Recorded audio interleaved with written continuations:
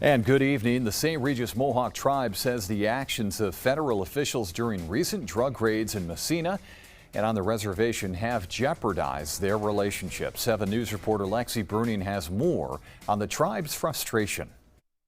Federal officials boasted Thursday about the collaboration of law enforcement officials after a major drug bust in Messina and Hogansburg dubbed Operation Weed Out. Your law enforcement agencies are united, engaged, and committed to protecting your communities. The Saint Regis Mohawk Tribe sees it differently. In a news release sent by the tribe on Thursday, officials say First Assistant U.S. Attorney John Sarcone ignored the tribe and its police department during the operation and was not concerned about the safety of the Akwesasne community. This, despite a meeting last year when he told the tribe, quote, "We should always be one team, one fight."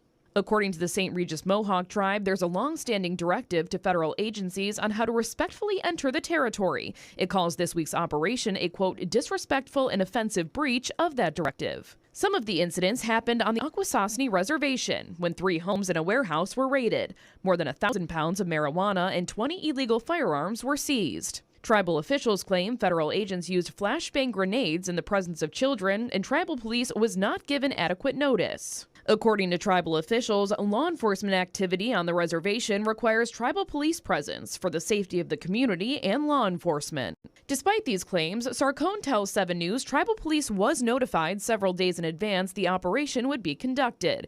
Writing, quote, "Tribal police leadership participated in a briefing the morning of the operation." Lexi Bruning, 7 News.